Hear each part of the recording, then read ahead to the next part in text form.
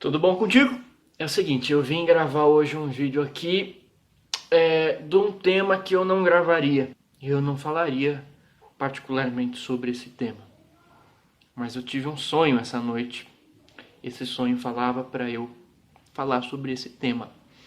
E tem sido assim de um tempo pra cá. Eu recebo em sonho os temas dos vídeos. E desde que isso começou a acontecer um outro fenômeno que, se você é inscrito do canal, você já reparou. Que nos comentários, né, o pessoal tá sempre falando: nossa, eu tava pensando nisso hoje, ontem, tava precisando ouvir isso, nossa, era o assunto da minha semana, era esse o meu conflito, era exatamente isso que eu tava pedindo pra ouvir e tal.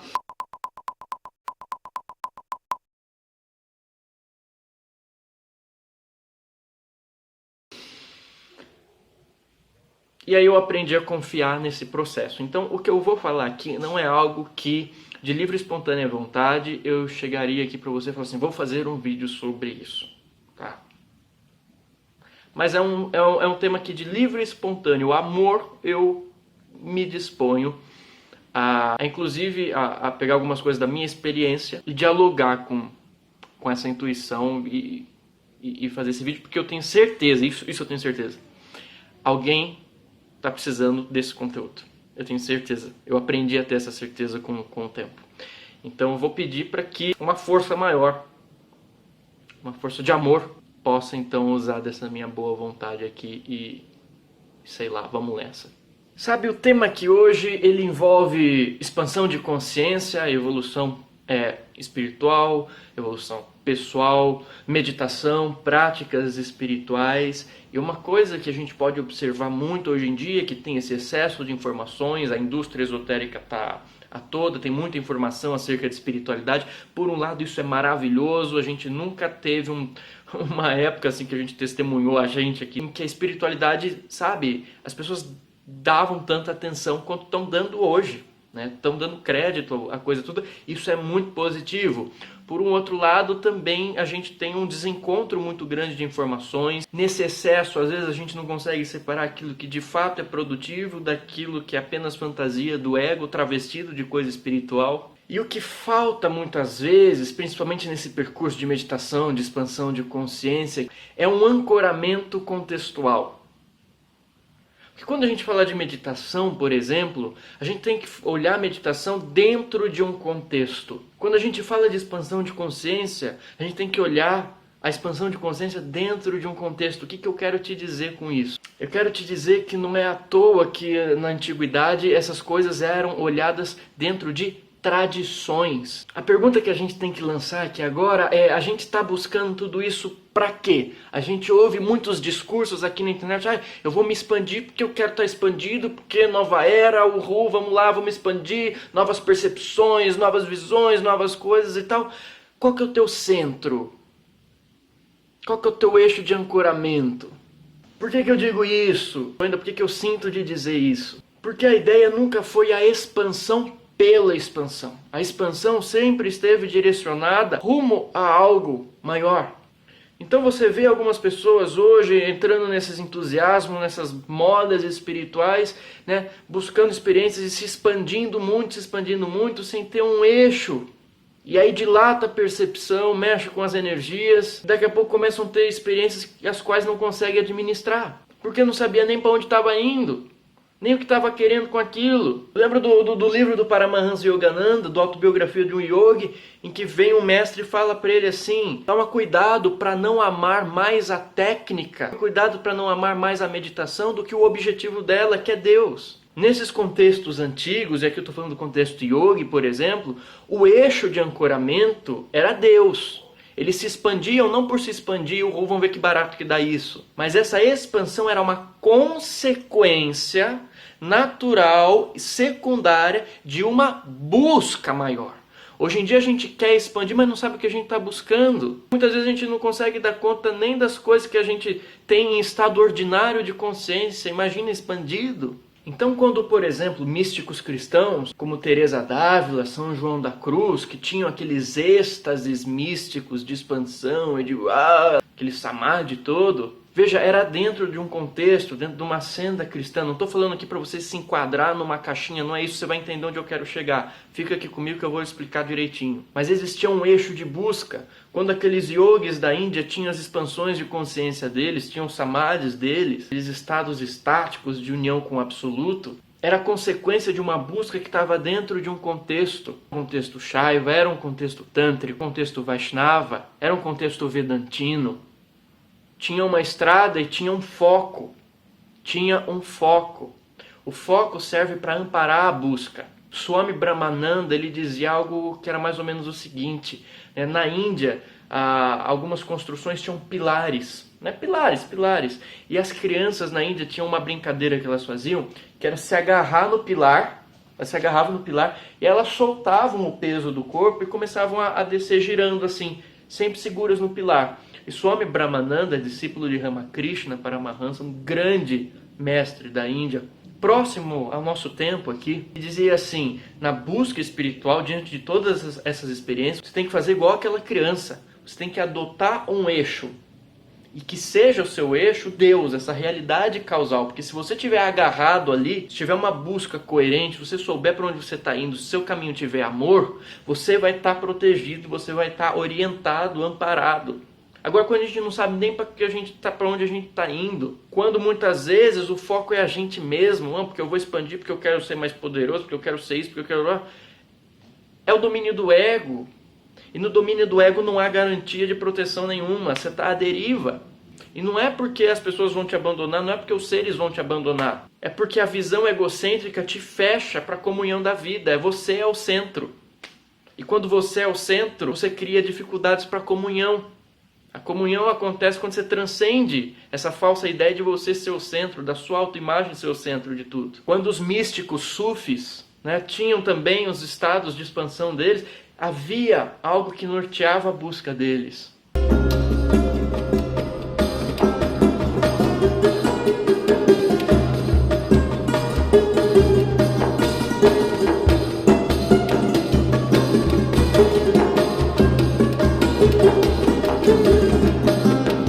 Então essas tradições elas davam amparo, mas veja, não é a tradição pela tradição, a egrégora pela egrégora. Porque teu objetivo não é ficar preso a uma tradição, não é ficar apegado a uma egrégora. Essas coisas elas servem para contextualizar a busca, de acordo com aquilo, com aquela visão que sintoniza melhor contigo e que vai conseguir te levar para algum lugar. Às vezes, a melhor tradição para você é aquela que o seu ego menos gosta. Você sabe por quê? Porque se você entra numa tradição que o seu ego gosta demais, você corre um grande risco de inflamar esse ego, sem perceber. Diante dessas buscas todas que a gente quer ter, quer expandir, quer fazer isso, quer ter experiência e tal, sempre se pergunte qual que é o seu centro, qual que é o seu eixo, qual que é o seu objetivo. Isso está ancorado no ideal maior, no ideal que transcende a mesquinharia do ego, a mera curiosidade ociosa, porque essas coisas são sérias. Eu não estou falando isso para você ter medo, porque você não precisa ter medo do caminho espiritual. Você deve sim ter receio e cuidado e prudência com as ignorâncias e as ilusões e as mesquinharias do seu ego, como eu tenho que ter também em relação às minhas. Eu te digo isso de um pouco de experiência. Desde quando eu era bem jovenzinho, na pré-adolescência, que eu entrei mais firmemente nesse caminho, tem desde a infância, posso contar a minha história um dia. Mas, por exemplo, em termos de meditação, eu comecei a meditar na pré-adolescência e, assim, religiosamente todos os dias até hoje. Não considero muito, porque eu sou uma pessoa jovem. Mas já passei por práticas, por experiências de imersão muito extensas, muito profundas. Tive a graça de viver algumas coisas interessantes na minha vida e vou te falar isso de experiência própria. E dos momentos em que eu expandia só por expandir, porque eu vou meditar, expandir, aquela coisa toda, eu percebi que legal, eu expandia, vinha aquela paz, aquela plenitude, aquela completude, aquela totalidade. E eu expandia, o campo expandia, minha consciência expandia ali na meditação. Mas nesses momentos em que eu não tinha um eixo, eu expandia, mas o eixo era eu. E a gente aprende com o tempo que esse eu é pequeno demais. A gente acha que a gente consegue levar o universo nas nossas costas, mas depois a gente descobre que as nossas costas não aguentam levar nem uma criança de cavalinho direito, sem parar para descansar. E aí nesses momentos em que eu expandia por expandir apenas, sem ter esse eixo, assim, quando eu estava num lugar maravilhoso, era maravilhoso, mas de repente eu tinha que ir pagar conta de banco na cidade, como eu estava muito expandido, estava muito aberto, estava tudo, ainda juntava com mediunidade e tudo, de repente eu captava tudo e de todos. Porque eu assumi aquilo para mim, eu sou o centro, eu que sou o expandido da coisa. E ficava mal, e ficava desprotegido, porque é como se os meus mentores olhassem e falavam assim, você dá conta de fazer tudo sozinho, você é o expandidão, vai lá, se vira, vamos ver o que você faz sozinho.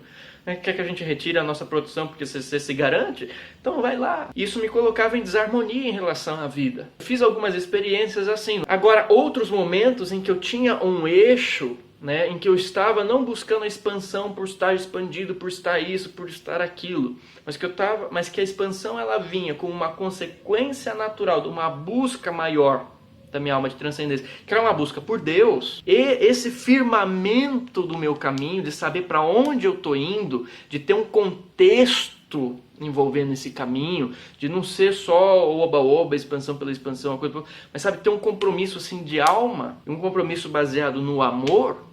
Isso fazia com que eu fosse protegido, amparado, orientado, que eu não ficasse em desarmonia com todas as coisas, porque quando você busca Deus, Ele não quer te afastar das coisas, Ele quer te pôr em harmonia com tudo, porque isso aqui tudo é uma manifestação dEle. Grande parte do meu caminho, eu tive, graças a Deus, essa escolha de ser uma busca por essa realidade maior, e as expansões vinham como consequências, as experiências vinham como consequência. Mas sim, eu cheguei a fazer experiências numa época da minha vida de expandir por expandir, com meditação. Não tinha substância não. Com meditação, eu falava, quer saber? Não, eu entrava nesses papinhos modernos, fantasiado de espiritualidade, né? Só expandir, não sei o que tem, não, porque todo o poder está em mim, aquela coisa toda. E você sabe o que acontece, não é por aí. Sabe, aquelas palavras de Jesus não estão desatualizadas, são palavras para os nossos dias, quando ele dizia: amai a Deus acima de todas as coisas e o próximo como a ti mesmo. Às vezes eu falo isso, as pessoas vêm assim, nossa, você parece crente falando. A primeira coisa que eu queria chamar a atenção é o seguinte, que espiritualidade é essa que você está se envolvendo, que faz você continuar a ser uma pessoa preconceituosa? O que tem de problema com o crente? Deixa o crente ser o crente, caramba.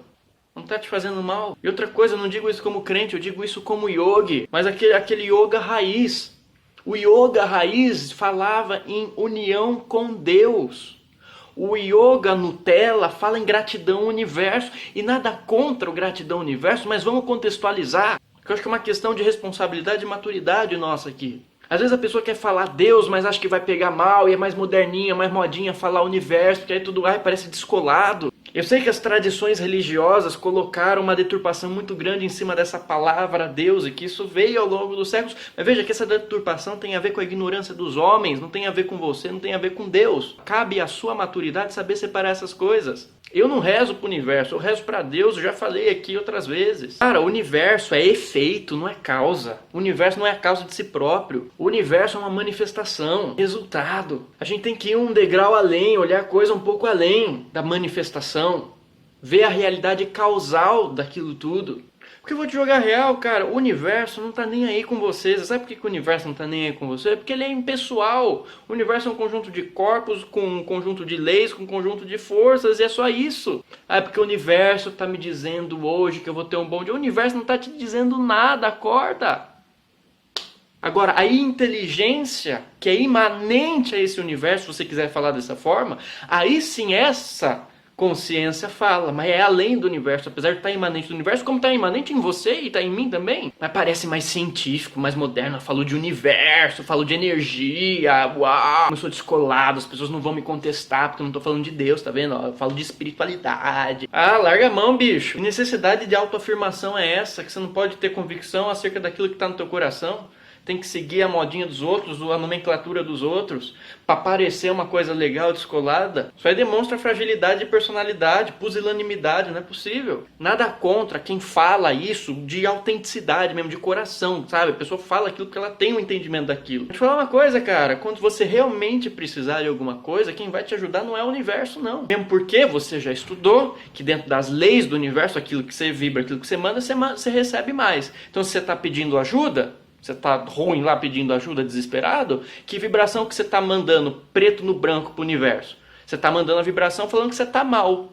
Então, tecnicamente, o universo vai mandar mais isso para você. Mas você tem que entender que existe uma realidade maior e acima, que está além dessa mecânica objetiva e impessoal das leis universais, que é uma realidade que numa situação dessas pode e vai de fato te estender a mão e te levantar por amor. Eu aprendi a chamar essa realidade de Deus. Você pode dar o nome que você quiser, você não precisa dar nome nenhum. Mas que é uma realidade que é tanto impessoal quanto pessoal. Ou seja, ela conhece você pelo nome. E quem já tem mais tempo de prática, quem tem mais idade, coloca aqui nos comentários, por favor, pro pessoal, sei lá, mais jovem, não sei. Fala aí se você alguma vez foi ajudado dessa forma por Deus. Por algo que estava além daquilo que você estava vibrando. Por uma misericórdia que estava além da sua ignorância. Por um amor que estava além daquele seu momento de necessidade. Que isso é uma coisa objetiva, que é uma coisa que você pode experienciar. E que inclusive você experimenta isso na meditação. Uma realidade empírica, não tem nada a ver com crença. A crença já está passando a época dela. A gente consegue experimentar essas coisas, mas a gente tem que saber para onde que a gente está indo.